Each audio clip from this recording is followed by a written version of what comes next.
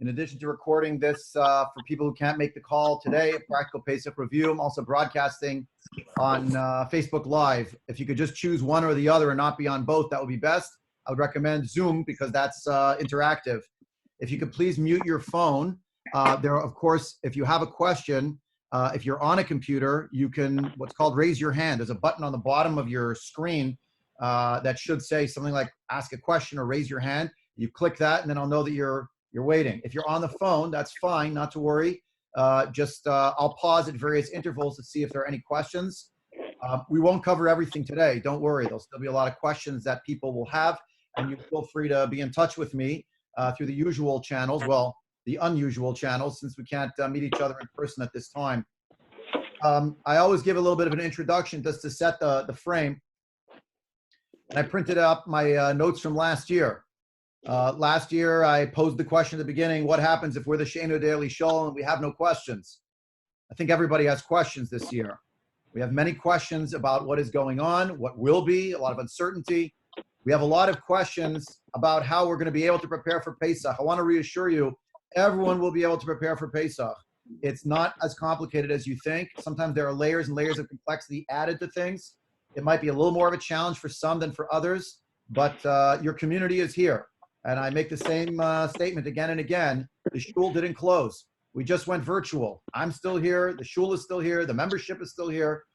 We need to daven for refuah shlema for those who are ill, and we need to keep ourselves well. And the first thing, of course, in all of this is to guard ourselves very, very well in a physical sense. The Torah tells us in Parshat Bo, Ushmartim et hamatzot, we have to guard the matzah. But we're not meant to guard the matzah more than we're meant to guard our lives. Even though the Isser Chametz, if a person would eat bread, God forbid, on Pesach, it's an Isser Karet, the person would cut off from the Jewish people.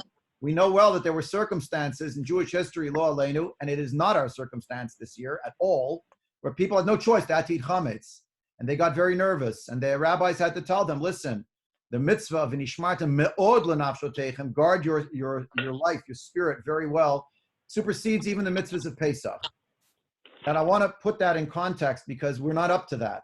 We're really not. I've talked to different people, kashrus administrators, both the CRC and through the OU. They reassure me there's plenty of food. There's a supply problem, as many are indicating to me, because of what's going on in the stores. But let's try to keep our heads and not lose them. There's plenty of matzah. There's plenty of meat. There's a supply-demand issue where people are getting nervous. They're running to the store. So I'm urging calm because there really is no reason for panic or for nervousness. Production lines have not stopped. There are no fewer products actually this year. If you live in Canada, there may be some problems. My parents live in Canada, some problems because they closed the border in Canada, the United States. We don't have these problems here in America. So we should just keep ourselves grounded about that kind of thing.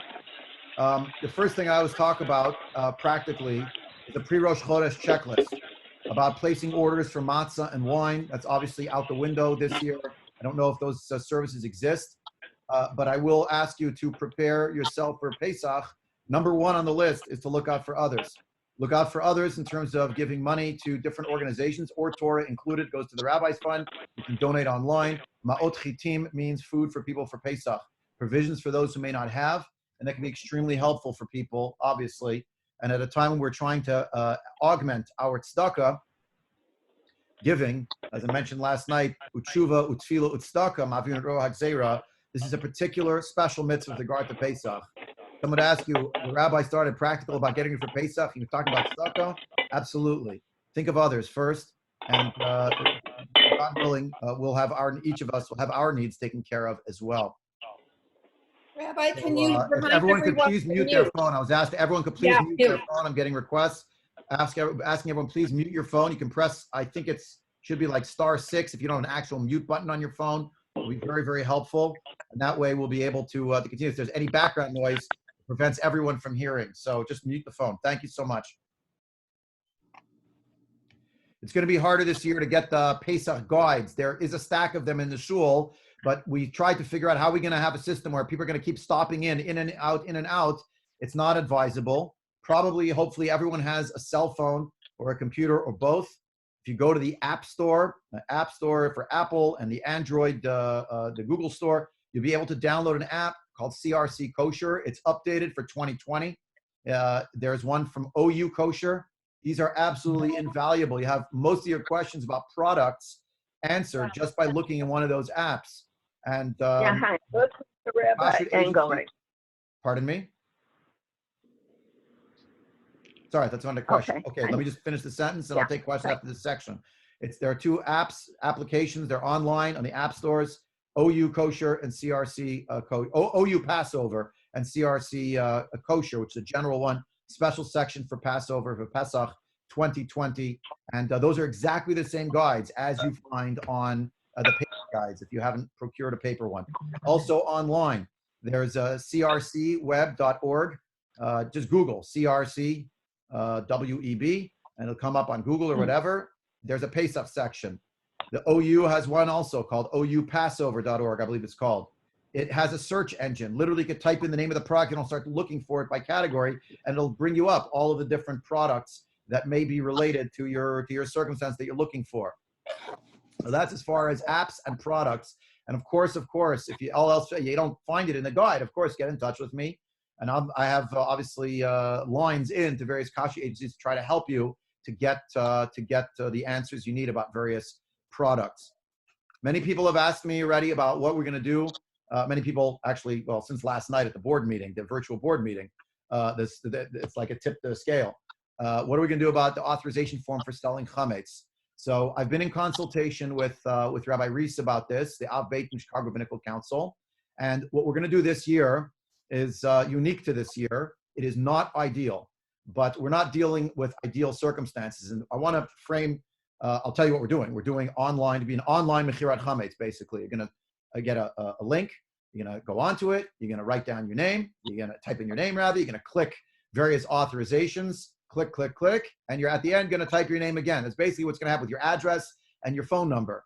All of those will be collated. Rabbi Reese will be the individual who will go probably with 2 or 3 other rabbis. Not all the rabbis this year will all be on the screen. And he's going to meet with one person who we usually meet with, I assuming I hope that he's well. And he's the person who's going to purchase all the chametz, Erev, just like every other year. But I want to share something with you as we're now going to go into the talking and discussion about cleaning and about some of the back and forth. Halacha is not an atomized system always where things are yes and no.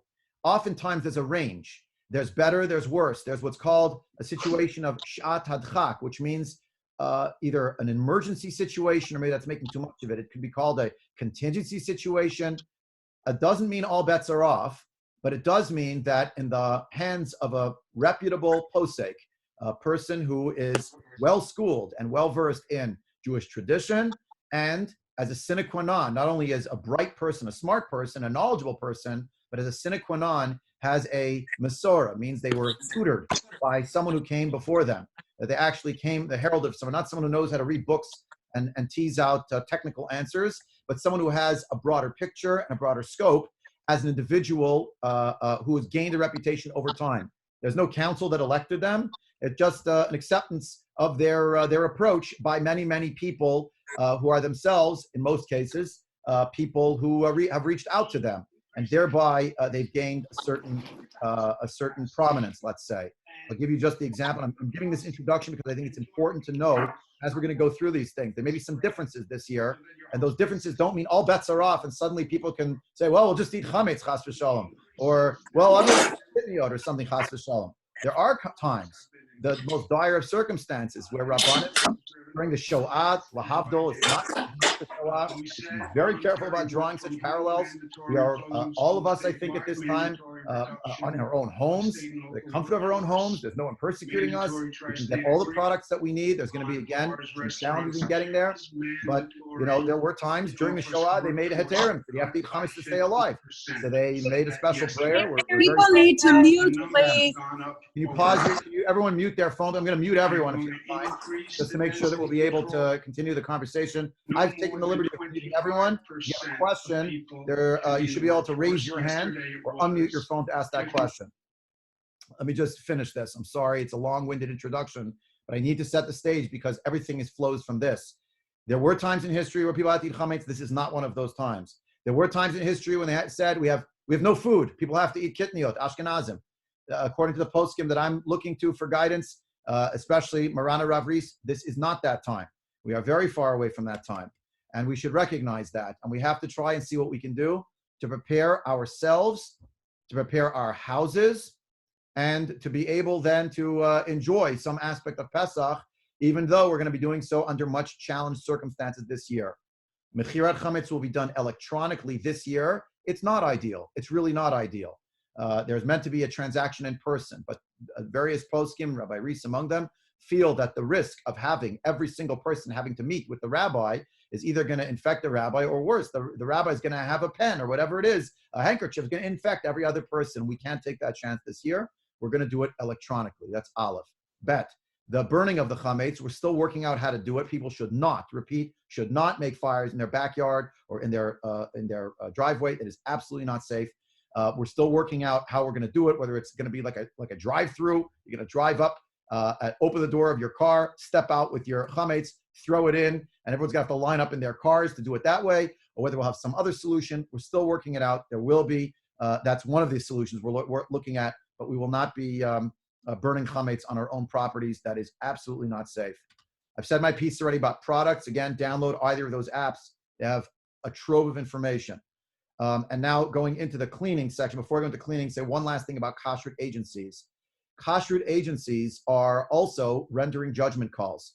Each kashrut agency has its own posek achron. Each kashrut agency has someone upon whom they rely. You're going to find nuances between different kashrut agencies on various ways of cleaning different parts of the house, or what can and can't be kashrut. So I'll tell you, this is what CRC says. You'll tell me, well, I found in the OU guide something else. I'm aware. Sometimes the CRC is more makel. Sometimes the CRC comes out a little more machmir. Yes, a person could keep making arguments. I'll pick and choose. Yesh mi lismoch, but I would counsel you just to think a little bit broadly about the fact that lahavdil, I'm drawing the analogy strictly as a layperson from outside, it's almost like almost like the world of medicine. Right? You can have great doctors with great ideas. This one says this one says that, and they may not always see eye to eye. Some things are consensus issues. Some things are a little more broad in terms of the difference of opinion that people might have. Let me pause here. The next section, just to give you what's coming, so you don't preempt. If anyone has questions about what I've just mentioned now, please, so to speak, raise your hand or unmute your phone to ask. The next section after this, we're going to get into cleaning for Pesach, and then we're going to talk about bedikat chametz, and that'll be all we'll really have time for today for this briefing, which is being recorded for those who are unable to be on the call but have asked me to record it. Let me pause now in case there are those who have questions. Please unmute your phone and ask. Otherwise, I'll continue.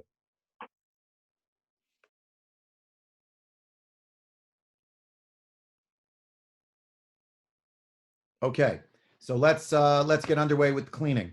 The first thing about cleaning is safety. Here's what I want to tell you about cleaning and safety. And everyone will have to make their own decision about whether they're going to do the extra step. But the first step is you need to, if you have a cleaning person who comes to your home, who you don't know other than the fact they clean your home, I would urge you to consider and reconsider 5, 6, and 10 times whether you should have them continuing to come to your home at this time. They go to other houses. They travel sometimes public transportation. There are all sorts of risks. And we know of at least one case in the neighborhood where there is no indication that the cleaning lady was infected, but there was a cleaning lady who did clean in the home, not in the room, not on the floor, but in the home of someone who ended up being diagnosed with COVID-19. So whatever the cleaning we're going to talk about, and we'll talk about it now, it is much more important for you to do the best cleaning you can do, I think, rather than trying to bring in a cleaning person where, God forbid, it could be dangerous. I see now that my internet connection was unstable. It's back. That's one. And the extra step is, and it's only for people who can afford it. Only for people who can afford it. But if you can afford it, at least for this period of time, I don't know how long the period of time is going to be. Think that this person who has done you a chesed, whether they're Jewish or they're not Jewish, is of no moment. They did you a chesed in a certain way. Yeah, they were an employee. They got paid. If there's some way you could still give them some money to help them, these are the people who generally need it the most in society. See what you can do. I can't give you a dollar amount. I'm not paskening. I'm just saying in terms of midot tovot as human beings, if it's possible. And here again, it doesn't mean that you have to hand them the money. You could leave it in an envelope outside your door. They come pick it up. Some people drive it to the house of the person, whatever it is, or at least assure them, you know, your job is secure here and you'll come back at some point, but really to take that into consideration. And also, there are services in many communities that many people for many years have relied upon, that people will come, frum boys will come, Akashi your whole kitchen. I don't think it's a good idea.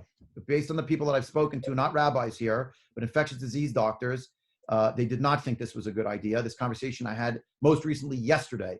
I think that's not a good plan. I see that on Facebook Live, someone's asking a question, but I can't see it. Hold on one second. Oh, sorry. Okay, someone said the point that I just made now. I hadn't seen the comment. Thank you. Yes, Baruch Shekivanti to Debbie, who wrote in. You know, it's also important to pay that cleaning person. So that's exactly the case. The cleaning services. This is on the Pesach, if you will, of infectious disease doctors I've spoken to. Do not hire them. I'll show you. I'll explain to you now how you can clean your kitchen as best you can. It might not be the best year of all years. It'll be good enough. And God willing, you make a commitment to Hashem, next year you'll do a better job. But not to endanger yourself. And I know that there are people that come around. This one does the counters. This one does this, that. The counters we'll come to in a minute. It's themselves, but it's just not safe. And I'm sorry. I hope some don't feel I'm wasting their time with all these prescriptions that are not about the actual cleaning. But if you're going to clean, but you did it in an unsafe way, you thought you skipped a step, God forbid, the net results could be not what we want. Leave it at that. So let's talk now about cleaning for Pesach in the kitchen. Well, let me talk about kitchen. That's really where most of the chametz would be in a home. In terms of cleaning other rooms, it's a basic cleaning, really, unless you have a room, a den or something where you always bring food. Bedrooms, other rooms that you don't normally bring too much chametz, I wouldn't spend too much time there because you want to focus more on the kitchen. That's where food usually is prepared. And of course, you need to kosher various things, and that does take time. If I'm looking for silver linings, we have many of us, astoundingly, before Pesach, everyone with their busy schedules, so many of us, the schedule is clear and open. And how do you like that? That we're all now, in a certain way, stuck in our homes, but you could say we are focused on our homes. And we get to clean the homes and to have our homes, if you will, rid themselves of their chametz as we enter into the period of Pesach. So every home hopefully has a refrigerator or more.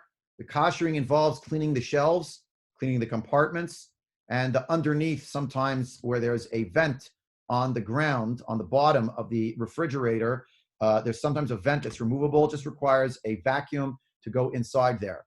Here's what you don't need to do. You do not need to move your refrigerator.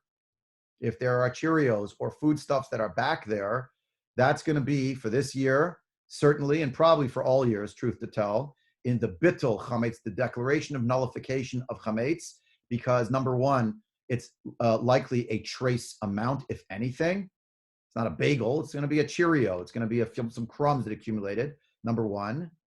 And number two, it's not a place that you can really reach easily. It would literally require moving the refrigerator. There's no need to move your refrigerator to clean for Pesach this year. Also, we do not consume even a crumb of chametz on Pesach. It is forbidden to consume even a product that contains even the slightest infinitesimal amount of chametz on Pesach. However, if a person has crumbs, when I say crumbs, I mean they're the size of granules of sand in their home. If they were unable to clean them for some reason, a person does not actually violate the prohibition on owning chametz on Pesach if they have just these tiny little crumbs that in the aggregate don't even add up to the size of what would be today the size, the volume of an egg. Probably most of us would not have that by the time you vacuumed your carpets one time, if you can, and if not, forget it, if you can. And you've done a basic cleaning of your home, and you've cleaned your kitchen as well as you could.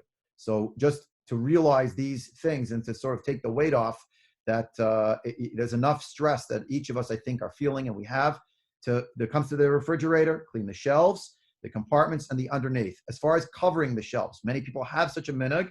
If you have provisions in your house to cover the shelves, there is such a minhag. It is not a must. The reason why is that typically the shelves, a person does not, if you've cleaned it with whatever it is, a Windex, one of those glass cleaner type things for the shelves, you wiped it off. Typically, there isn't actually chametz there. The covering is more a symbolic thing. Also, we don't put hot foods generally into the refrigerator. If you do, you put hot soups and things, trivet or no trivet, or hot meatballs or something to cool inside the refrigerator. So those shelves, it really should cover. Could be butcher paper, could be tinfoil, could be wax paper, could be contact paper. Any of those are fine. Now, the one thing about the shelves I've noticed in many of the refrigerators is the shelf sometimes has a lip. The lip is made of plastic, whatever it is, but between the shelf and the lip, there's a little seam. So just if you take out each shelf, if it's possible, or to wipe that down well, you give an extra spray of the spritz of the cleaner just to wipe that out. Compartments, just again, to clean them out. And that's pretty much it. I mean, there's not anything else into a refrigerator. Let's talk about sinks. And sinks, if they're made out of enamel or porcelain, they cannot be koshered for Pesach. You do need to cover them. Now, covering them is a bit of a job because either you can use, if you have some kind of heavy bond contact paper, it's at your own risk. I don't know how easy it is, A, to procure, and B, to get rid of it. But you can cover an enamel or porcelain sink, or in certain stores, I don't know the names of those stores. If anyone here knows, please shout it out. You can buy an insert, a sink insert. It's about the size of your sink. It goes in. You can make your own also if you have a dish pan. If you have a way, it may be somewhat challenging, but if there's a way to cut a hole in said dish pan, but you cannot put any of the Pesach utensils, pots, pans, knives, forks, spoons into a sink that is enamel or porcelain on Pesach. If your sink is made of metal, then you can do something called Irui Mikli Rishon, which I'll get to in a moment. I'm tabling the metal one in a minute. If you have sponges near the sink, those should be replaced. Replaced if you can afford it. And I don't say it every year. Every year, it's kind of like everyone can afford it. I don't know what's going on now. It's not just afford it in money. It's also to afford it in terms of if you don't have any sponge after Pesach and you don't know what's going to be, and you're going to have to run to a store, you're not sure. So wash the sink, wash the sponge, and put the sponges away. As long as you don't see pieces of chametz, it's fine. Don't use it on Pesach, but keep it for after Pesach. You'll, so to speak, sell the if there's any crumbs in there, you'll sell that with the chametz, and that's the end of it. Let's talk about the koshering of a metal sink and what that entails. So let me give you the basic contours of how to kosher all sorts of things. It's always the same structure, but just the application will be a bit different depending on the product. The object that's going to be koshered, in this case, we're starting with a sink, so let's start with a sink. It needs to be cleaned. After it's cleaned thoroughly, cleaning means just that. You don't have to, cleaning means to clean as best you can the different parts of the sink. Many people ask me each year, what about the drain that you're going to put into the little drain catcher? So those generally we say it really should be replaced. Many people already own that. Some people will go to a Home Depot or to, there are these other stores that I know, whose names escape me now, West Rogers Park, that sell such things. I'm not talking about Hungarian. There are other sort of supply stores that have, it's a drain catcher. It's generally considered pretty inexpensive. You should get new ones for Pesach. You should not use the same ones. But the sink itself, the basin of the sink, the spigot, even the handles should all be cleaned as best you can, and then it needs to be left for 24 hours unused. So it's clean, wait 24 hours, and then kosher. It's that structure: clean the object, wait 24 hours, and then kosher it. The koshering for different objects is differentiated depending on what the object is. For many objects, but not all objects, the way to kosher something is to expose it to the same circumstance that it would have been exposed to when it internalized, or the word in Hebrew is when it swallowed, basically, when it absorbed, that was the word I was looking for, when it absorbed the chametz in the first place. So, for example, let's use the example of a sink, and I'm then going to apply it to other kinds of things where it's applicable. If a sink is made of metal, it can be koshered. You clean it as best you can, wait 24 hours, and then the koshering process is something called Irui Mikli Rishon, which means pouring straight out of a primary vessel. A primary vessel means a kettle that you had on the fire. You pick up the kettle. I'll explain what kind of kettle in a minute, so hold on. But you're taking basically water from a kettle, and you're pouring the water from the kettle over every inch of the sink.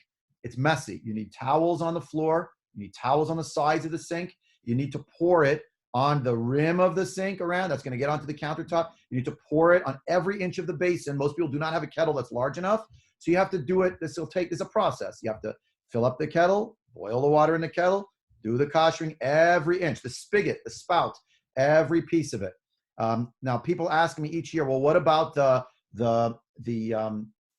filter on the underside of the water, of the water spigot has a filter, a screen. Does that have to be replaced? It does not have to be replaced unless you're a person who literally has taken that spigot and you've submerged it into a hot pot of boiling water. I don't know of anyone who really does that. If that's your circumstance, connect with me personally, and I'm happy to talk you through what other options there are.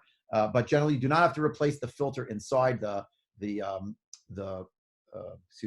sink spigot. However, on one of the times that you boil up the kettle, you should turn the spigot as best you can, and pour the boiling water straight out of the kettle.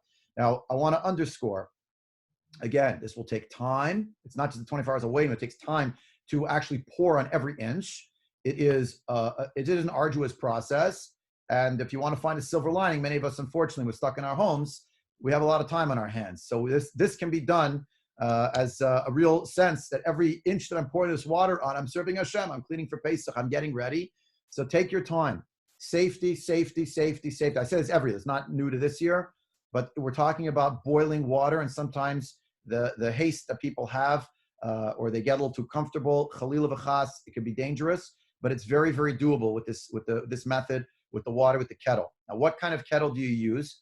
So the truth is, if you have a water kettle, first of all, that you only use for water, as long as you have it's clean and it has not been used for 24 hours at all, you could boil up the water in this kettle, and you could use that kettle, even if it's a chametz-dik kettle. I'll tell you personally, Lori and I are making Pesach since the first year we were married, since I became a rabbi September 1st, 2001, so right before 9/11. So I've never had a Pesach. I didn't make a Pesach. We have our own Pesach kettle put away. But if you don't, you can still do just fine with a regular kettle. If you don't own a kettle, or someone might be thinking, let me use a pot, you could also use a pot, any clean pot, Pesachik, or better, even a chametz pot. And I'll tell you about the sequence of this because there's also something about the burners we're going to talk about in a few minutes. You can use a pot. However, here we're back to safety. Using a pot of water, a boiling cauldron, a pot, is understandably more dangerous. And you need to know that in advance. That's why I started with a kettle. It's better to use a kettle than a pot. The pot is unwieldy. For those who are living on their own, it's much riskier because typically I've recommended, and we're going to come to counters next, that if you're trying to kosher a counter with the boiling water method, which is extremely messy, then it's very dangerous. You need like two people, one of whom is trying to catch all the water that's going all over the place on the counter in a sink. Obviously, it's going down into the sink. Let me pause here. I've just talked about one thing. I didn't talk about counters yet, or cutting boards, or mixers, blenders, food processors, not dishwashers or ovens. Don't ask me questions about any of those things. Just sinks. Does anyone have a particular question about sinks? If not, I'm going to move on to counters. Let me pause now. If you have a question on Facebook Live, I guess type it out because now I see that I can get messages that way, and I'm more than happy to try to answer those as well. I have a question. Please go ahead. I was under the understanding you had to pour the boiling water 3 times over the sinks. Is that not true? Only once is good enough? Only once is good enough, not 3 times. Only once. It's a good question.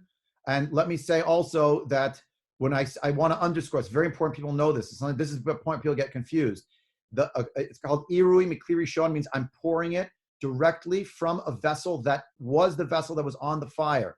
So if you have a kettle that plugs in, that's great. That's even easier because you just literally fill it with water. Even, by the way, it's cold water you're filling it with even from that kitchen sink that you didn't use in 24 hours. That's fine because that's for the koshering purpose, and 24 hours have elapsed, not using that one sink. So you fill the kettle, plug it in, it boils up, unplug the kettle, use the water in it. Unfortunately, you start realizing very quickly most of us have kettles with very little volume as a container, and then refill the kettle and boil it up again. Just keep doing it till you get through, but not 3 times, 1 time. Anyone else? Let me move on then. Counters. So the first thing about counters, and people may have their own opinions. I have my own opinions about the Chicago Rabbinical Council. Mine lean much more heavily to the positive. I know some people have maybe some other ideas, but let me say, even if you don't have access to the paper edition of the Pesach Guide, go online, download the app to your phone, CRC Kosher. There's when you download that app or you go online to crcweb.org, you'll see there's actually one line that says countertops. Thank you to the Chicago Rabbinical Council that worked in concert with our one of our members, Ricky Glickman, who owns a countertop store, to systematically go through every kind of countertop under the sun to figure out, can it be koshered or not? What it has to do with about whether it's a yes or a no, there are several questions. Number one, what's it made out of? If a counter is made out of granite, metal, or formica, all three of those, it can be koshered. That's affirmative. It can be koshered using the same method of irui mikli rishon. There is a debate among the different poskim for many years about whether or not you can kosher plastic.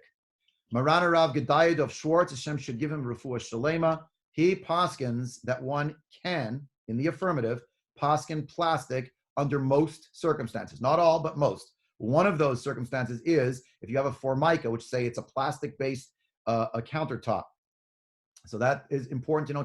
I'm not giving you the whole list. It's a very long list from A through Z, quite literally, from acrylic to zodiac, what's yes and what's no. What's on the no list? We Ashkenazim, the Ashkenazic Jewish community, does not kosher glass. And therefore, if something is made out of glass or has a glass base, we don't kosher it. Some are called that. Nano glass is called that. Marmo glass is called that. But then you have Kureva and Dectin and fire clay tiles and glass tiles. Well, that's obvious. Laminum, something like that. So you have different substances, some which are automatically a no-go. I'll tell you a personal story. Lori and I have granite countertops here in our home. For many years, we did a tag team working in tandem with the koshering of the countertops. If you're blessed with 1, 2, 3 sinks, that's great. But probably you have a countertop that's much larger. It takes a long time. It is a huge mess. And it runs the risk of damaging your counters underneath. Like if you have drawers underneath, it can damage the counter. It's doable. One solution that we found, which has been much better for us, is we did this many years, 10 years ago, 12 years ago. We went to Home Depot. Lori measured the counter surfaces in the kitchen. If you go to Home Depot, you can buy in Home Depot. They'll cut it for you there. I don't know what the safety factor is about going to Home Depot at this moment, but just as an idea, if you don't want to use contact paper, if you don't want to use some other surface cover, so you can get cut for yourself at Home Depot, made to measure, very thin pieces of, it would be called, I think, cork board. It's extremely thin. It's maybe 1/8 of an inch thick.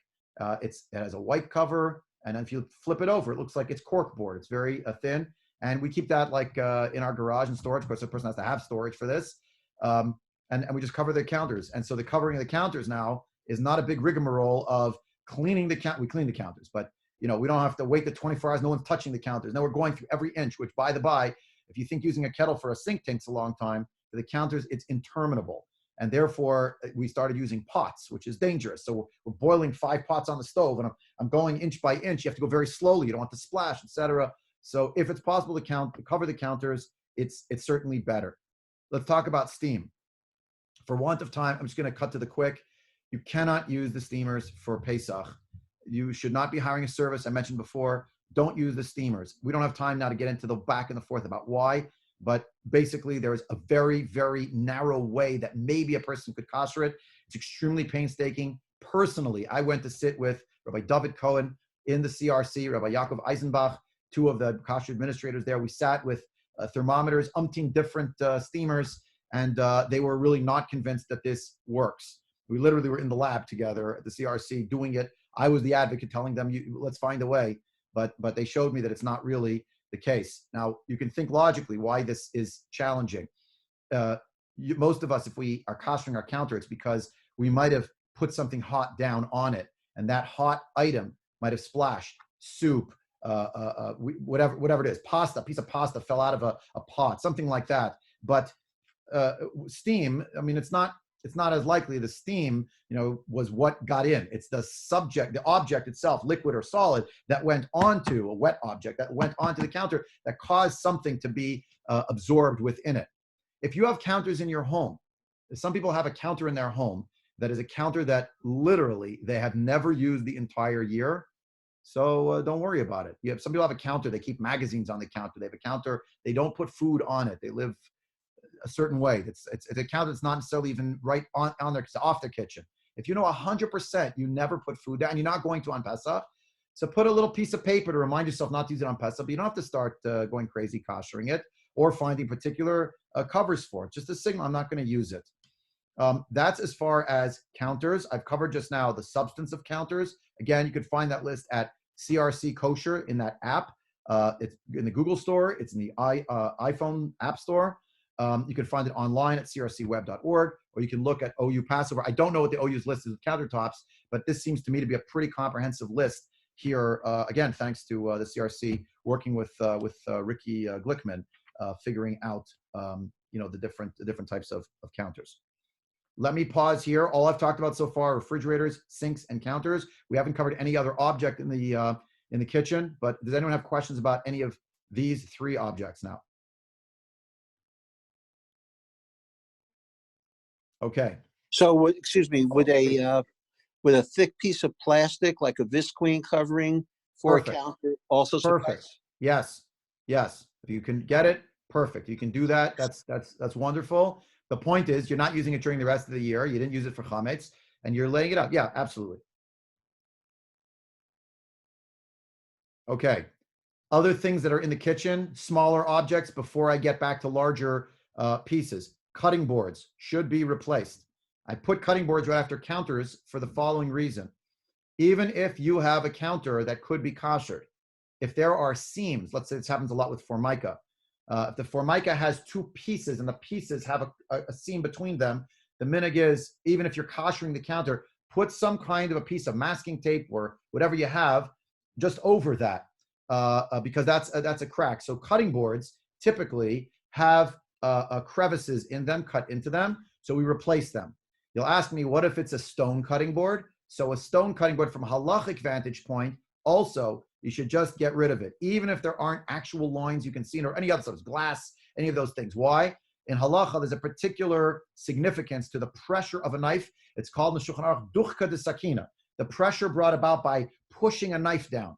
So try to avoid doing that. Try to avoid having those cutting boards out. You should replace them for Pesach. That's cutting boards. Now, other things with blades. Now they're on subject of blades. Mixers, blenders, food processors. So all of these typically you really cannot use on Pesach. This will present a hardship for people who don't have those objects ready and waiting with Pesach replacements. I realize that. There's not so much that you can do, except I would say the following. Let's say you have a food processor, or you have a mixer or a blender. And I'm saying this really a little more for this year, different than other years.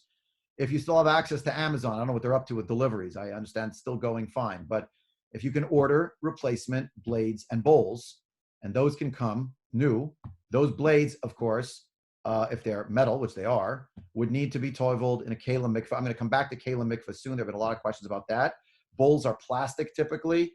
If it's a metal bowl, that has to be toiveled in a mikvah. But you can order that still now, and it'll get to your house with enough time for the exact make and model that you have. But the base is a bit of a complication. A mixer, a blender, a food processor, normally in normal years, I say, you know what, you really should just you need like a new one. Why? Because you're mixing, you're blending, you're using the food processor. Little pieces of food invariably get into the mechanism of these the vents, different parts. For this year, especially for this year, I would say, if you feel you need a mixer, a blender, food processor, see what you can do to clean out the base.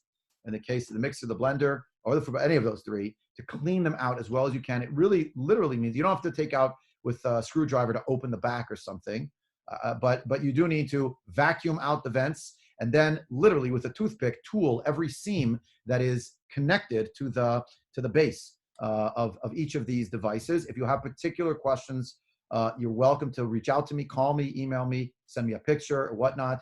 We're trying to work through these things. And I'm going to invoke here again for the blender, mixer, and food processor, the base, not the blades, not the bowls. Those cannot be kosher. They really do need to be replaced. But assuming one can do that, for these base objects, the part that gets plugged into the wall, I would say for this year, I think that's an area where it's a shad hadchak, and people may not be able to afford to buy a whole new mixer, a whole new blender, food processor, and they do need to make Pesach, and they may not be able to get all the foods ready-made, either because of logistical reasons or because of just the availability of certain processed foods. I'm going to pause now while people are formulating their questions about cutting boards, mixers, blenders, and food processors, and throw in a little bit of a commercial message, if you will, in the middle of all this to say the following. My Zeta Zichrono Livracha used to say in our house growing up, I remember him saying that in Europe, Pesach was three things, basically. It was borscht, it was potatoes, and it was matzah. Zeta, what about maror? Oh, there was horseradish for that. I mean, we're not going back to that this year. We're very, very far from that. And each year, when we've sat in person over 12 years now together, and many this year, of course, we're joining us on the phone and via a Facebook Live and on the Zoom call video. We still have myriad products out there and unbelievable resources at our disposal that our forebears for many centuries did not have. And we should just take a little bit, I don't know if it's called comfort, but I'm asking everyone, please keep perspective. It may be that just as, let's say, parents had to say, I'm sorry, Kinderlach, you can't visit your grandparents now. It's a sakana. Or you can't go outside to play in the park with other friends. You can go yourself, but you can't be with other kids. And the kids are saying, but why? But why? So maybe, Nebuch, our children aren't going to have all the candy of the same caliber they had in the past, or they won't have exactly the same dishes. But let's keep our heads on about what we're up to in the positive vein as well, about how many resources we have, Baruch Hashem. And I'm saying that in regards to all these mixers, blenders, food processors. It's not a zero-sum game. I have to buy all the products and I can't afford it. What am I going to do? Maybe you can make some of them. And we still have the benefit of some time to be able to clean some of these things, to be able to start making those provisions. Let me pause now for the questions on these subjects, previous subjects that I've spoken about.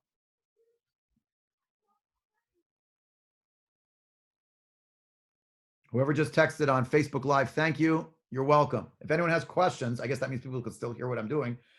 Please feel free to ask. I'm going to move now to the next section, which is the discussion about dishwashers. The short answer on dishwashers, the general answer of a dishwasher is constant. The answer of dishwashers is they should not be used on Pesach. However, I'm going to give you a however now. They should not be used on Pesach for various reasons having to do with the challenge and the difficulty of cleaning them. There is a debate. There was more of a debate in previous years between the OU and the CRC and the Star K. Can you, can't you? The challenge is that you have a drain catcher on the bottom, which is the filter. You have the reality of the many seams on the doors, etc. And then you have this problem of the racks where you have food objects, oftentimes with food caked onto them, food objects, vessels, utensils, with food caked onto them that go in there. And then the water comes in before the soap, and then there's soap, etc. But there's a concern that the different racks, the seams of the racks, have chametz within them in a manner that really cannot be cleaned and cannot be kosher. Hold on one second, sorry. Got a phone call just now, so that's using my cell phone and my computer, so the person didn't realize. Okay, so where was I? Yeah, so if you have objects, food service objects, doesn't matter if it's utensils or whatnot, that you use in your dishwasher, so then, and you put the food that is still caked on, you give it a quick rinse or something, you put it in. So that really is very, very challenging to kosher on Pesach. And 99.9% of the people who have asked me, I've told them, do not kosher your dishwasher for Pesach. However, if a person would say to me, I have a second set of racks, so then you say, well, maybe you could start arguing. You clean the drain catcher and you clean the seams very well. We're playing with Pesach here, and it is an extremely serious time. If it's possible to go 1 week of your life without the dishwasher, even with that circumstance, I would say you should. Personally, I close the dishwasher, and the dishwasher on Pesach in my home is right here. I'm not volunteering to go to anybody else's house, by the way, but I wash a lot of dishes on Pesach, That's you know, I wash dishes the whole year, but particularly Pesach time, I'm the designated man to do it, and I do it b'simcha because I know it's helping us keep Pesach properly. Now, I said 99.99%. There was one person who asked me, and I will not identify that person, and I don't want that person to identify themselves if they're on the phone now, but there was a person who called me years ago and explained to me the following scenario. He said, Rabbi, this may sound strange to you, but in my family, we actually wash the dishes, and then after they're washed and they are spotless and clean, then we put them in the dishwasher. And we're meticulous about this. That person said, if I recall correctly, it's just me and my husband. We don't have little kids running around the house. This is how we do things. I think the word that the person might have used, I'm not remembering 100%, but it's something like, we're neurotic about this, Rabbi. So I was thinking, well, why do you need a dishwasher? The dishes are clean. So, no, like a sanity cycle, we want to put it in like extra. So if you're a person who actually literally the whole year, without one exception ever, washes the dishes, and I mean like you wash the dishes like they'd be ready for most people to go back on the shelf, but after they're completely clean, no crumbs, nothing, then you put them in the dishwasher, and you want to wash them in the dishwasher during the year. Now it comes Pesach. I think then you could make a case that you could kosher your dishwasher. In which case, how would someone kosher the dishwasher?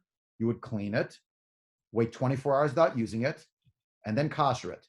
How do you kosher a dishwasher? It's actually remarkably simple. Again, assuming that you can get through the other steps, which in most cases, in a vast majority of cases, I don't believe one really can. But if one gets to this step, koshering means run the cycle on the hottest cycle with soap one time. When it's done, stop, wait, and do it a second time. After that, finished. Your dishwasher is ready to be used for Pesach. But I'm saying it again at the end, at this risk of being repetitive, in case someone's just joining us.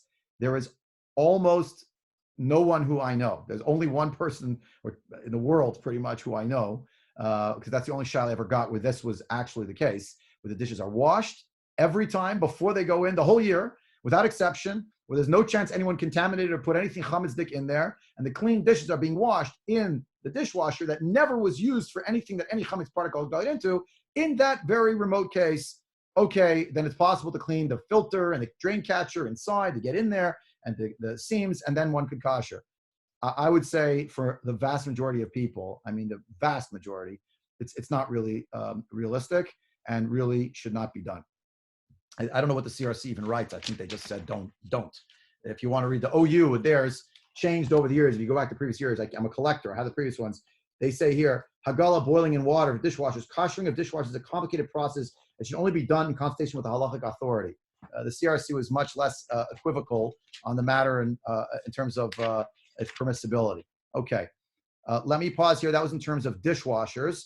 And if there aren't questions now about dishwashers, I hope that was comprehensive enough, not too long-winded. I'm going to move to ovens is coming next. Ovens and stovetops, etc. Let me pause.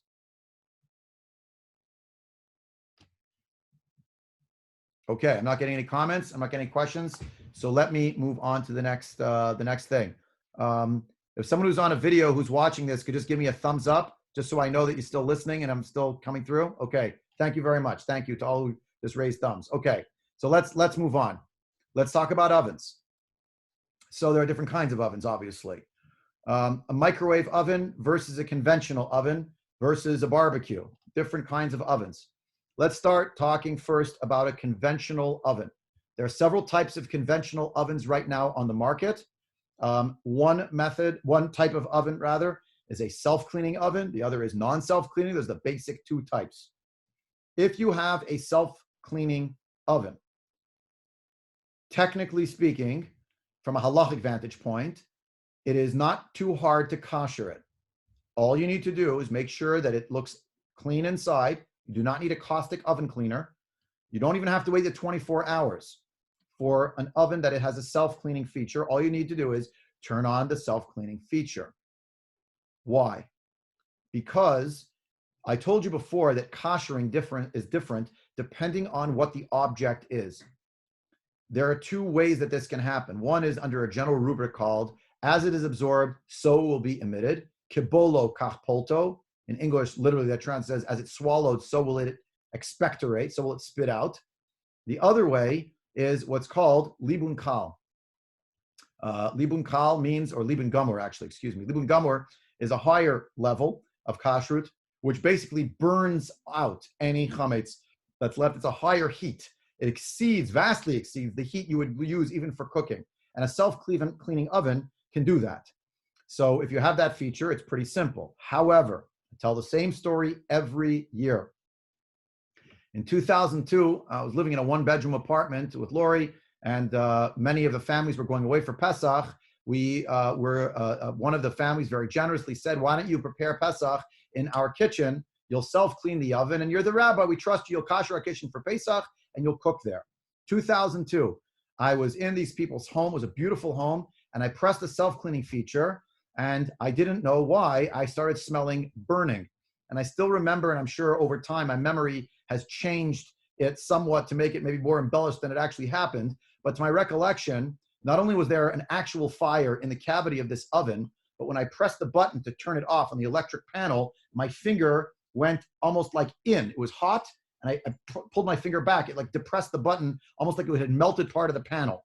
Immediately, I started ramshack. I'm running through their house, rummaging, through their drawers. I grabbed the phone. I'm calling the fire department. I'm calling I get the oven company on the line, whichever company it was.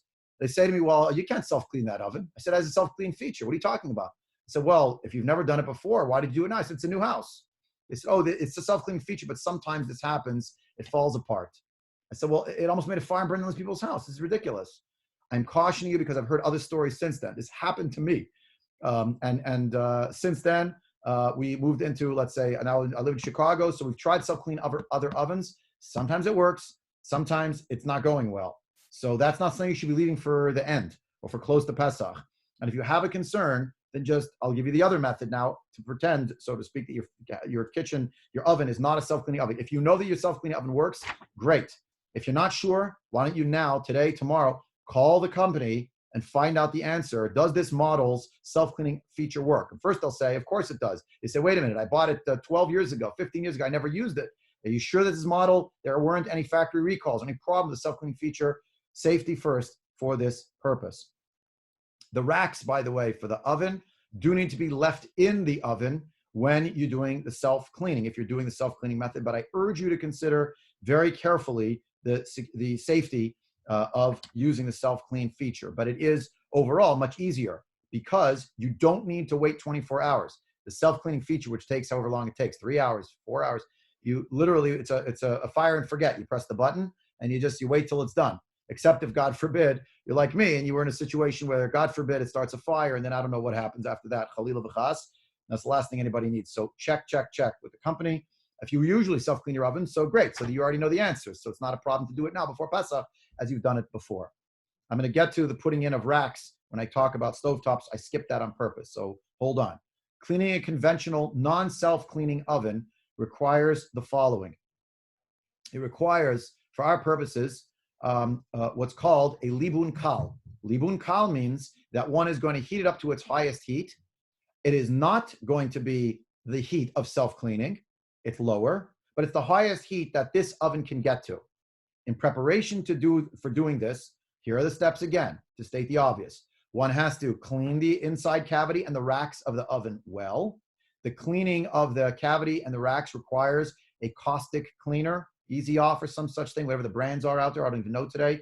To use those, it's challenging. And I just finished telling you, please think twice, 3, and 10 times about having your cleaning lady come in to clean for you this year. And I know for some people that's a real challenge. You ask them to clean their own kitchen, but maybe you have a first-degree relative. If you have teenagers who are in your home, that they can come over and do this. But if you're an older person, this can be a real sakana. You have to consult with your doctor, not your rabbi, about having other people come into the house. Please, I'm urging you, this can make all the difference. We want to be here this Pesach, want to make a commitment. We're going to be here together, everyone, next Pesach, and the better circumstances even. So we should take safety extremely seriously. One uses the caustic cleaner in the inside of the oven cavity and on the racks, including the shelves. When I say the racks, I mean the shelves that go in the oven. Broiler pans cannot be koshered for Pesach. They should be removed. Can they be koshered? Yeah, they could be koshered. If you have a blowtorch and you're going to blowtorch every inch of it, technically there's a way to kosher it. But if you've never used a blowtorch, this is certainly not the year to start. And I would not say that that's something that people should be doing at all. Now, after you've cleaned the oven, you wait 24 hours without using the oven at all. Not for parv, not for milk, not for nothing. Off. After the 24 hours, you've wiped it out, right? The caustic cleaner, you wipe it out, wait the 24 hours, then you turn it to its highest heat for approximately 1 hour. 50 minutes, 60 minutes, something like that, to its highest heat. And then it's kosher for Pesach. However, if you've done this method, really, you're supposed to cover, if you can, you should cover the racks, the shelves that go into the oven. How do you cover them? With heavy-duty tinfoil, but it's very important when you do that to make slits in between the racks and open the slits in between with your fingers so that it is A, covered, but B, that it has the breathing capability, because that affects the cooking of different foods that one would be making for Pesach. So again, for a non-self-cleaning oven, or if you choose not to self-clean your self-cleaning oven, which is also a choice, you need to clean it with a caustic cleaner.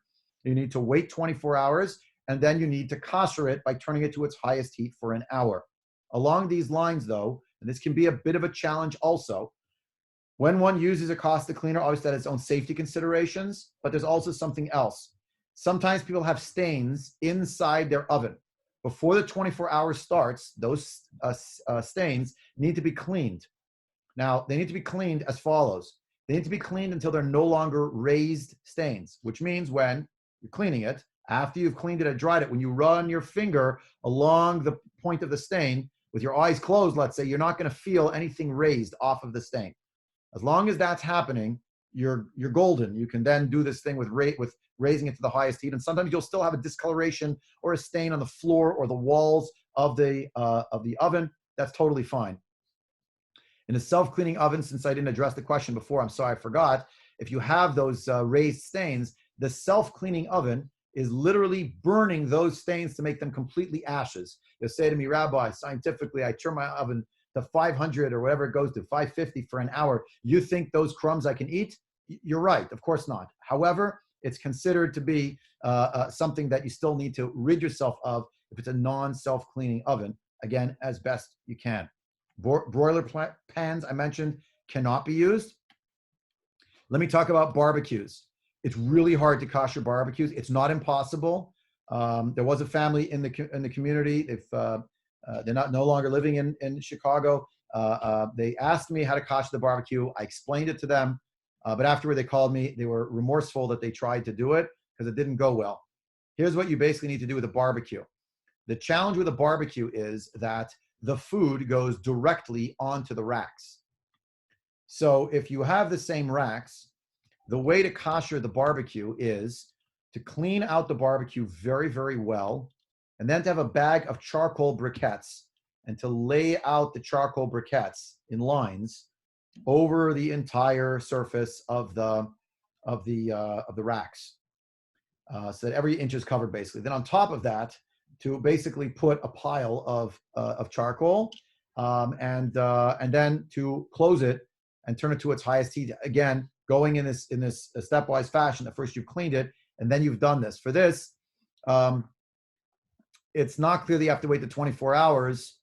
I think it's probably best if you do, to play it safe, because I'm not sure if there's a distinction between the two. It does get to an extremely high heat. The point is that the fire that's going to be on those racks is going to be exceedingly great. I counseled, a family called me. I told them 5 times, it's at your own risk. I don't know the brand that you had. It was one of the fancy brands that they had. They called me after. It was a gas grill that was attached, I think, the gas line of their home. And they're going to put their charcoal briquettes. It was going to be great. But in the end, they had a lot of charata. They regretted it. They said it melted like the outside cover. I forgot already the name of the brand, but it was one of the well-known brands of barbecues. They said like it destroyed the barbecue and they have nothing. So it may be not such a good idea. However, if you want to barbecue over Pesach, why not? It's kind of an off the reservation year in many respects. So we're doing things that we've never done before. So it may behoove you, if you can do it in a safe way, which I don't know, to go buy a very inexpensive hibachi grill you can buy in a hardware store. Buy 1 bag, 2 bags of charcoal briquettes. It's a schlep. It's challenging. We're trying to work now, at least in Or Torah, the Yad Or Torah, to get some people together who may be willing to do some of the shopping and the schlepping for some of the people for whom leaving their home now is a sakana. It's a danger. To maybe have some of the younger people who will be signing up for this volunteer that they'll go to a store to buy these objects, bring them. A hibachi grill would still require that the grate would have to be koshered toiveled, to tovel it in a mikvah because it's made of metal. But then, okay, it's not your most beautiful thing that you have, but everyone, I assume, uses paper goods in general in their home, which for various reasons, which may or may not be advisable for ecological reasons. That's another discussion. But okay, so for Pesach, we made a big investment, maybe worth that rather than risking your actual barbecue in your home. If you have a nice one, that in the end could be ruined by this process. There really isn't another way to kosher it. And you'll say, well, I have some guy who's going to come with a blowtorch. That could work. But here we're back again and again to the same issue of people coming to your home who are going to all sorts of other homes. And nobody here in our community, I fundamentally believe, I'll go out on a limb, nobody's doing anything malicious. But a person could have, Rahman al-Islam, this virus, and it is incubating for up to 14 days. They don't even know that they're a carrier. And then, God forbid, they interact with someone else, and they're giving it to all sorts of other people. They don't know. That's part of what makes this so challenging, and why, Baruch Hashem, those of us who are abiding by the Psak Din of medical experts, infectious disease doctors, who have informed various rabbis around the world, this is what it has to be. So you're doing the right thing, and it's going to come with its challenges. Okay, that was barbecues. Let me talk about stovetop grates. I know this is a mouthful. Make a note for yourself. If you have questions about ovens, we'll come back to it in a minute. So stovetop grates come in various different iterations. If you have, I'll try to get to them. There's gas, there's electrical, and there's glass or Corningware tops. So let me discuss those. When we talk about stovetop grates, the grates themselves, not the stovetop, but the actual grate that the pot sits on. If it is an electrical grill grate that you have, that's to say, keep glowing red hot, turn it on after. Here you should, again, try to leave. You don't have to do all the burners at once. Some people think they're going to save time, do all the burners. It might not be safe. Do 2 burners. And if you have 4, 2 burners diagonal, 2 burners diagonal. Obviously, you have to remember which one you're doing when. You turn on a burner, 2, 3, however many you're going to turn on, till it's red hot. It should stay on there also for about an hour. The reason I say that is because it's going to keep going on and off, on and off, on and off. It doesn't glow red hot the entire time. It sort of oscillates back and forth in terms of its heat. And you want to get in the aggregate that should have enough heat that was emitted, if you will, to do that. If you look also on the CRC magazine, it basically tells you what I'm saying now about the stovetops. If you have electrical rings, I'm forgetting my language here, so lack of sleep maybe. If you have the coils, electrical coils, that's all you need to do. If you have a gas range with those stovetop grates, then the best thing to do is to turn them on and put a blech or a kettle on top that the highest heat is going through it for about 30 minutes or so, tops. Sometimes, and some years I've said less, but I see most of the college agencies saying, well, better about 30 minutes, so it's about 30 minutes. And by what you're doing is you're putting an object, it needs to be an object that is large enough that it is covering over the whole stovetop grate. So you need a larger pot or some such thing. Does it have to be a kosher Pesach pot? No, as long as it's a pot that hasn't been used in 24 hours. You put that pot down on top, again, put on the heat, put it down, assuming that one has cleaned off the top so that one is not going to be the actual grates that are pieces of food and the like. That you could do. And now I come back to what I said before about self-cleaning ovens. There are people who over the years have taken those grates and put those grates into the self-cleaning oven. You're on your own. It certainly is 100% effective, but it may be excessive and very likely will ruin the grates.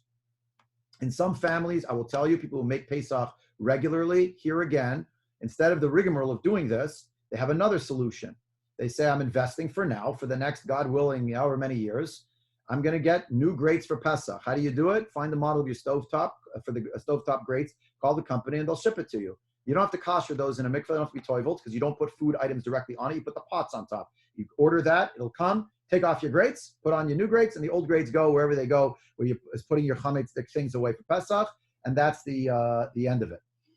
Now, that's as far as I just covered now, electrical coils and gas in terms of how to kosher them. And I say it doesn't have to be a kosher Pesach pot per se, that you're using to cover each of the grates. I remember one year I was trying to kashi. I took was a makeshift blech, and I put it on top of all my burners. I put all the burners on. That was not a smart choice on my part. The fire was turning all strange colors, and it was melting the blech. Not good. You have to work in a more deliberate manner, and it takes a little more time. Let me just read you verbatim what's going on with the CRC. I'm reading it to you because you will find other kosher agencies take a different tack, and you can say, well, that's what the CRC says. We live in Chicago. I'm just reading it to you. The most common type of stovetop is a metal grate over an open flame, which is situated on a porcelain enamel surface. That may not be your case. Others have electrical coils in the place of an open flame, or have a glass, aka also known as glass-ceramic surface, covering the electric coils. Most popular brands for this last type of stovetop are Corning and Saran. The koshering of stovetops, including glass ones, is done as follows. All parts of the stovetop should be thoroughly cleaned, including scraping residual food from the surface and cat's tray, and not used for 24 hours. Then, the fire or coil should be turned to its maximum temperature for at least 30 minutes. For electric stovetops with exposed coils, i.e. not covered with glass, it says here, more mako than me, leave the coils on for just 15 minutes. Okay, so you want to be more mako than leaving it on almost an hour because the on-off, you can rely on the CRC. I'll take that to the bank. Afterwards, cover the following areas with foil: the knobs, catch trays, and all areas between the burners and areas behind the burners where pots might touch. If there is food residue on the underside of the stove's hood, it should be thoroughly cleaned before Pesach. Sometimes because of steam accumulating on top, the stove hood gets chametz in it. You need to also be careful about the remote possibility something splashed up there, and you do have to just clean it. You don't have to be cautious, just have to clean it. So you just heard it straight from the CRC. I will tell you that's a change, because in most years, and I have my notes going back already 19 years practically here, is that the oven, the stovetop for the glass, there's the reality that glass can't really be koshered for Pesach. However, it is a heat-resistant glass. There's all sorts of back and forth. And I basically have told people in previous years that the only caveat that's maybe a little more machmir than what it says in the CRC guide is that you have to try, because soup will spill over, things like that, that you have different size. If you have a glass top, usually it's different size coils. You need to try to make sure as best you can that you're not putting down a pot whose diameter exceeds the diameter of that circular ring. That is to say, the glass part that turns red hot where the coils are underneath it. Why? Because what happens is that the soup overflows, and when the soup overflows, it creates a medium of transfer of taste between the pot, which is now a kosher Pesach pot, and the chametz surface of the stove. So you can cover the rest of the stovetop. The problem is, and this I'm surprised the CRC did not say, I was not part of the editing of this, so I don't want to comment, but I have heard from various people who have called, I don't know if it's changed, but have called Corning, Saran, the different brands, and they've been told if you cover the whole top of your glass stovetop with silver foil, tin foil, or you put a piece of metal on top like a blech, you will smash it. It will shatter from the heat. It's not made for that. So I would urge you just to consider it may be a wiser choice to do what they're saying here, which is to keep the burners uncovered after you've done this koshering process, then to cover everything around it. I was going to get to that. Whether you have an electric stove, whether you have a gas stove or a glass top stove, in any of those cases, the stove top has to be covered. The back stop of the stove has to be covered. The knobs themselves, actually the knobs don't actually literally have to be covered per se, but you have to clean them. And usually the knobs can pop off and you can clean underneath it. You do have to clean that out, but it doesn't necessarily have to be replaced. There is sometimes for electrical stoves, there's also a catcher underneath, like a tinfoil catcher. So that really should be covered as well. If you have a gas range, so there's the gas emits in a circular manner. So you do have to clean the area where the gas actually comes out from. Be exceedingly careful, obviously. And just be careful. Some people to clean, they think they're being very smart. They pour all sorts of water on the stovetop. This is a very bad idea. You'll ruin the little filament that's for the electric ignition on a gas stove. That's very, very bad. And ditto on the electrical systems on the inside of an oven. On the glass top stove, in the olden days, I was telling people, if you're concerned that covering the stovetop is going to cause your glass stovetop to shatter, then the other option is to just make 100% sure, not 80%, 100% sure you don't put a pot down whose diameter exceeds the diameter of that red space. So in other words, you want to have smaller pots that are going to go on larger diametered heating elements. Let me pause here. I hope this was comprehensive and somewhat comprehensible. I'm pausing here in case there are any questions on the subject of ovens, conventional Rabbi? ovens, or barbecues. I didn't talk about microwaves yet, so I'm getting to that. But hold the line on that one. But if you have other questions, happy to take those now. Rabbi, Yeah. a caution to the whole community. Whenever you're doing something with heat on the stove, make sure that you have windows in the kitchen open. Yes. Otherwise, you're subjecting yourself to carbon monoxide potential problems. If someone were to buy new grates for a gas stove, do those, especially the ones now that cover the entire surface of the stovetop, do those have to be toiveled? No. Okay. Just to tell everybody what's the difference of what is to be told and what doesn't. Something that has to be told is dvarim habayim machmad hasuda, objects that basically are going to touch the food directly. So if you have, that's the difference between a barbecue grate where you put the meat down directly on it, and grates that are stovetop grates where you're not really going to put the steak down on it. You put the pot or the tin that has the food in it, or the frying pan. The food is inside it. Follow the distinction? Yes. Ditto on the inside of an oven, by the way. That's the racks. You tell me, I make a baked potato on that. Yeah, but your baked potato is wrapped in tin foil, probably. Many people, by the way, do say you should toivel the racks inside the oven. But if you're never going to use it for that, so it's not clear that you have to do that per se. If you have a stainless steel top of your stove, Yes. and you're saying that we shouldn't get water into where the burners are, Yes. how would you clean that? Thank you. Clean it as best you can. Whatever cleaners work for metal surfaces and the like, and then cover with tin foil. That's the best you can do. You can't. What I was saying is, I appreciate that question very much. Don't do the method with pouring the boiling water and think that you're koshering it. I know because I tried years ago. Also, I learned so much from these ridiculous things I tried to do, all to like save a little time here and there. And what are you saving? A few dollars on tinfoil? You're potentially jeopardizing the functioning of the oven, and that's not something you want to have happen before Pesach. So that's not an area where pouring the water is helpful or effective. It gets into the gas lines, it gets into the sparking mechanism of the electric ignition, and it gets into, if you have an electric stove, the same problem happens. Glass top stoves, by the way, also it's the same deal because there are a lot of mechanisms inside it. I don't recommend that you do it. Just clean it well and cover it.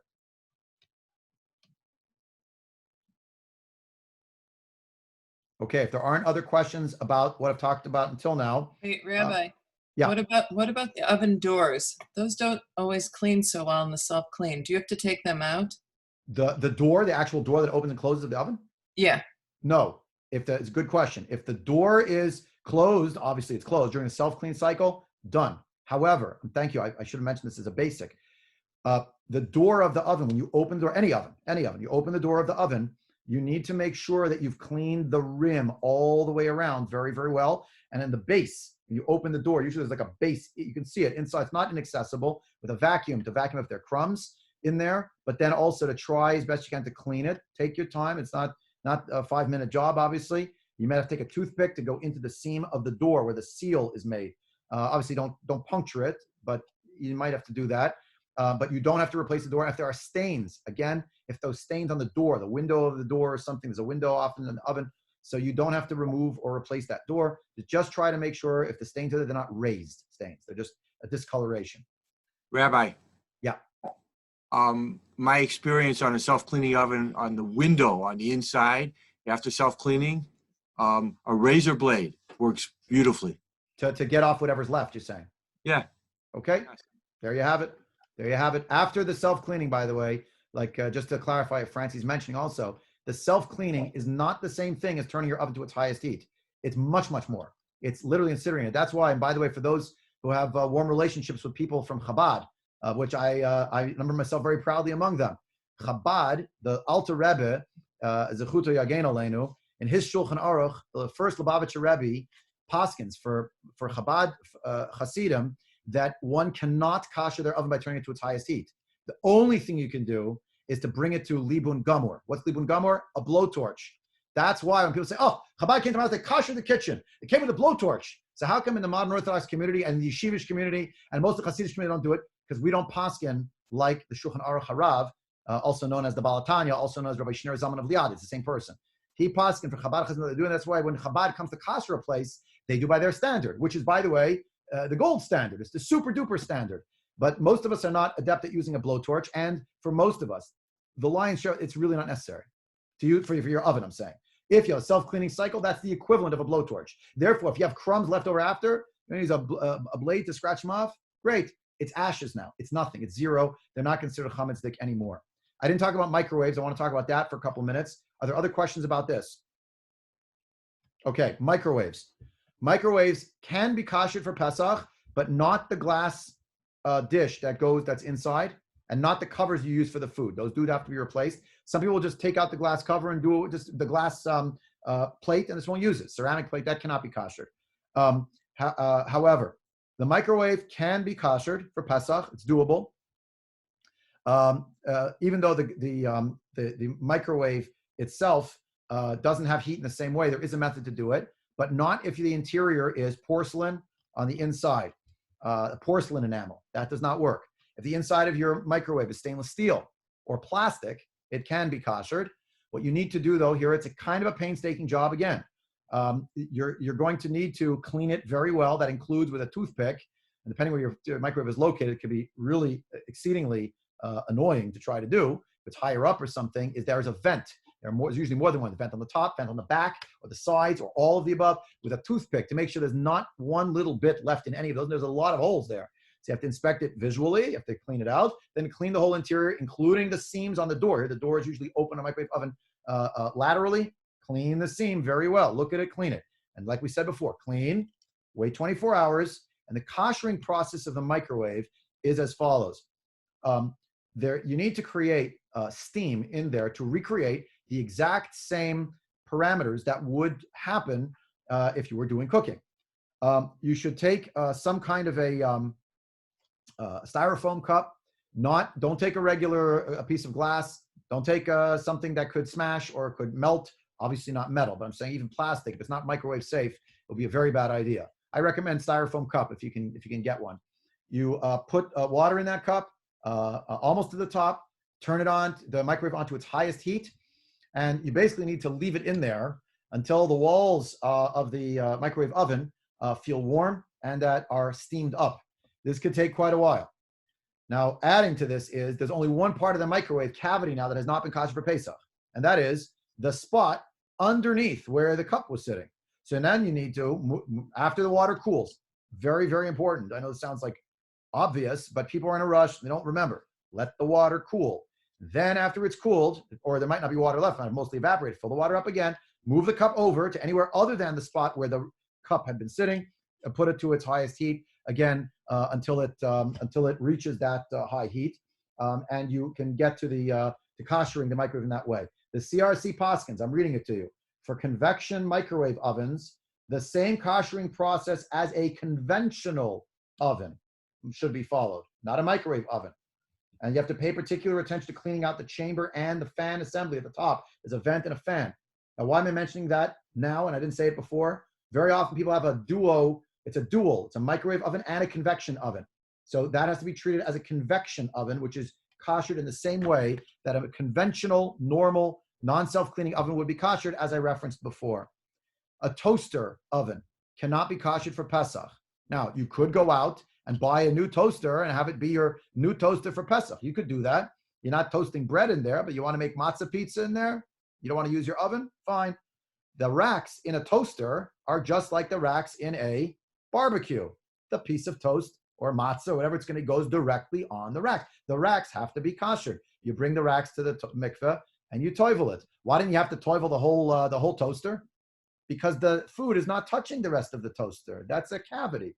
That's why you don't have to toivel your oven. Honestly, it'd be ridiculous. How would that actually work? But a toaster would say, well, I can pick this up, but you don't have to. There's no food object touching it. But if you have a toaster rack or a broiler pan in a toaster that's brand new, then you have to toivel it in a mikveh, in a kelim mikveh. I'll come back to the kelim mikveh in a few minutes, again, because there have been a few questions about that. So we've covered now, the last section now was ovens. Conventional ovens, the self-cleaning and non-self-cleaning variety, barbecues, stovetop grates of the varieties of gas, electrical, and glass/Corningware tops. We talked about the stovetop itself. We talked about also microwave ovens and now convection ovens to close that. I want to move to the next sections. These are the basics that you need to know probably for 99% of your kitchen. I'm sure there are other questions as well. Let me pause on this particular section now for questions. I know we've gone over time. I have 9 minutes till my next meeting, so I'll try to make the most of it. But let's see how far we can get. Are there any questions about ovens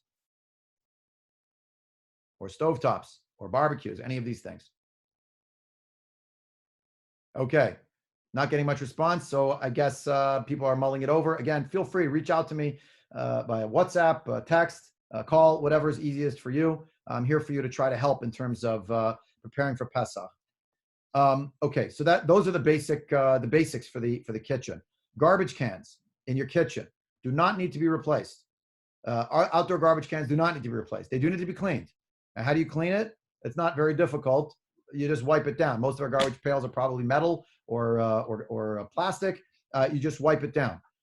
If you don't want to start climbing into your bin that you got from the village, you literally just wait till right after a garbage pickup, pour some Clorox bleach in there or Clorox bleach and water, move it around, and spill it out. If you forget and it's already Pesach, don't worry about it.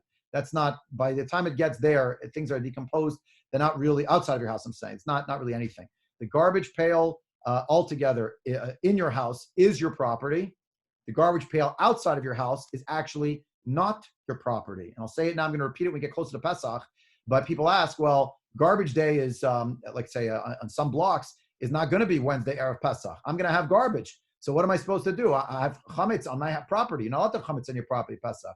But those bins do not constitute a part of your property. How do I know? Because it belongs to the village. If the squirrels eat through it, you call the village, they bring you another one. It has your address on it, but it's not your personal property. It belongs to somebody else. You should not store it in your garage on Pesach, because then it's inside your house in a certain way. But if it's outside your house, it really doesn't belong to you. And I say that because, let's say Wednesday is going to be the day we can't eat chametz anymore. You take your bin toward the end of the day, even if you're not allowed to eat chametz anymore, you're not allowed to own chametz. Bring it down to the curb Wednesday night as you normally would. And Thursday morning, in my case, they'll pick it up Thursday. If your garbage day is Wednesday, you're lucky. If it's not till Friday, okay, so you'll do what you have to do. But just to realize that those garbage pails we don't own, but the garbage pails in our house, you can't have chametz in them. If you have a vacuum cleaner, make a note for yourself, an alarm on your phone or something. You do have to clean out the bag in the vacuum cleaner. If it has crumbs in it, then chametz you vacuumed up, so you have to get rid of that before Pesach. It's a little bit of a timing issue to be changing the bag right before Pesach, not to wait. Can openers, corkscrews. So can openers and corkscrews, if it's an electric can opener, typically we say it's better not to use the same can opener. You should have a special can opener for Pesach. If you have a hand crank can opener, or you have a corkscrew that's a very basic metal corkscrew, which, by the way, these items can be purchased for $2, $3 at a store, those objects, by the way, typically should be toiveled in a mikveh. If you already own it and you use it the whole year, so again, use your seichel. The corkscrew can be koshered very, very easily in your own home, as can a can opener, not the electric can opener, but the regular can opener. And I'm going to get to that momentarily in terms of how that can be done. Let me tell you a few general things about cleaning, koshering materials for Pesach. Today, we're not going to get to, if someone's going away for Pesach, what to do. But I usually give a big section on that. We're not going to have time for it, and it's probably, for most of us, it's moot. Koshering materials. Here are the materials that can be koshered, and I can't give you the whole thing now about how to do the koshering. I'm going to do a second session of this, by the way, which is going to be a review of all of the things that I've said for people who weren't able to tune in now. It's going to be a rerun.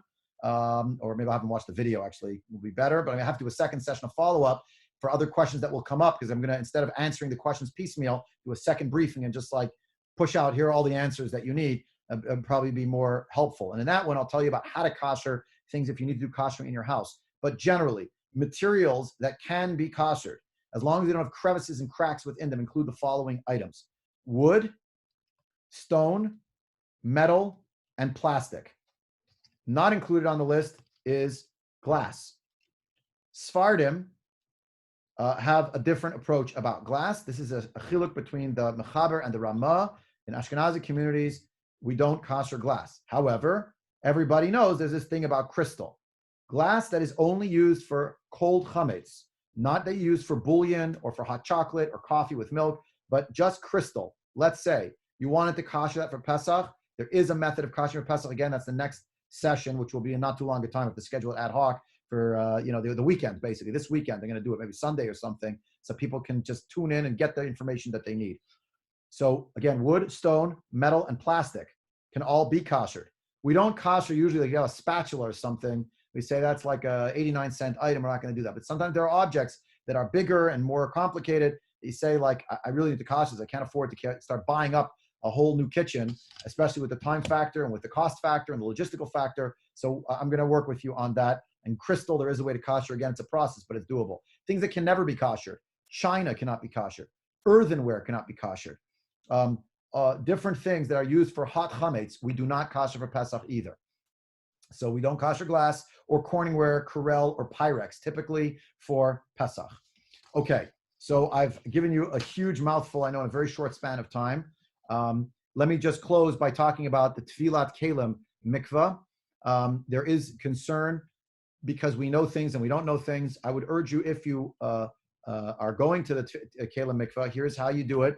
I got this basically based on a conference call that I was not on, but that many of my colleagues were on, with Rabbi Mordechai Willig, who's been in very close touch with Rabbi Dr. Aaron Glatt, who was a guest at Congregation Or Torah just a few months ago. He is an infectious disease doctor, chief of medicine in Nassau, Mount Sinai, South Nassau Hospital System. He's highly regarded, and he has given the following guidelines in consultation with Rabbi Dr. Glatt. So I'm reading them to you. If you're going to the Kelim mikveh, you should wear latex gloves when you're immersing vessels. The difference between the Kelim mikveh and the mikveh that women would immerse in, those mikvahot are different in several respects. One of them is the level of chlorine in them and how often they are washed down and cleaned. So just to realize that. So I'm reading now verbatim. People should wear latex gloves when immersing vessels. If available, it is a good idea for the mikvah to provide them. I don't think that the mikvah, Kelim mikvah on Tui, is providing them. I don't know. But there are cost issues and logistical issues and the like. So if you can, bring your own. If not, I would say just put the stuff in a basket, immerse it, pick it back up in the basket, pull the stuff out, rinse it off in the sink that's in the mikvah, then wash your hands right there. Come with Purell, something like that. Number 2, mentions people should wash their hands both before and after using the mikvah. And number 3, the surfaces should be wiped down appropriately as often as possible. On that third one, I don't know who's really in charge of that in the Kelim mikvah. If you've been to the Tui mikvah's Kelim mikvah, you know it's not a very large space. I would urge, and I have to reach out to the other rabbis in the community. It's just one thing after the next to try to see. I counseled a few people, go with a first-degree relative if you can, or please to go in a way that you have a little sign that you say, please don't come in, it's my turn. And people have to take turns. You can only be one person, maybe 2 people at the same time anyway. So people take turns, wait in your car, and every person should have a turn. Obviously, there's stresses involved in all these things, but it's better than the alternative being in a small enclosed space with someone who may not have any inkling that they are carrying this terrible machla, but we want to prevent people from getting into it. This is not an airborne thing, so if the person's not in the room with you, there's no chance, as far as we understand. I'm only hearing this from doctors, but surfaces, we don't know enough about which surfaces do and don't keep the virus on them for extended periods of time. Okay, we've covered many, many topics today. If anyone has any closing questions, happy to take them now. Okay, this session was recorded, and it's going to be, I'll be sending it out to the whole shul a bit later today as a video file so people could watch it, or alternatively, you can look it up. It's on Facebook Live, so it'll also be posted on Facebook. You're welcome to watch it. Anybody who's watching this who's not a member of Congregation or Torah, we welcome you. I value you. I cherish you. But your final word is your congregational rabbi, not me. And I would expect the same, whatever you call it, professional courtesy from my colleagues. And frankly, I've had only that from my colleagues at this very trying time in our national and world history. But it's always been that way, and it's certainly true now. So I wish everyone a Chag Kasher V'Sameach. And most years, the aspiration is much more emphasizing the Kasher part, which is unique, because normally you just say Chag Sameach. The unique part is the Kasher part. This year, we have to say with extra kavana, not only a Chag Kasher, but it should also be a Chag Kasher V'Sameach. Each of us should take great simcha, even in this trying time. That what we're doing, not just at the Seder, not just the whole Yom Tov, every minute of the cleaning is an act of avodat Hashem. You're serving Hashem. I say to me, rubber gloves and a caustic cleaner in my conventional oven, that's really lovely. That's what I think of an avodat Hashem. Yeah, that's avodat Hashem now. And avodat Hashem, we'll read the Shabbos in the Mafter, and Parshat HaChodesh is going to mention one word over and over and over again. Bayit, the house. How ironic, how coincidental, or neither of those two, that this exact machlo, we're all stuck in our homes in a certain way, or restricted to our homes, is the holiday of homes. Sukkot is the holiday of going out of your home. Pesach is the holiday of staying in your home. I have much more to say on the subject, but I'll leave it for another time. This is a divrei chizik, but I wanted to include that and conclude with that today to encourage everybody that we can do this. We can make Pesach, even if you never did it before. You come from a long line of people who have made Pesach. If you just converted to Judaism, you're a child of Avinu and Sari Imenu. Don't worry, you'll get inspiration. And I'm here to help, and many resources in the community to help. Thank you all for participating in this call today. And I wish everyone, in closing, Chag Kasher V'Sameach. All the best.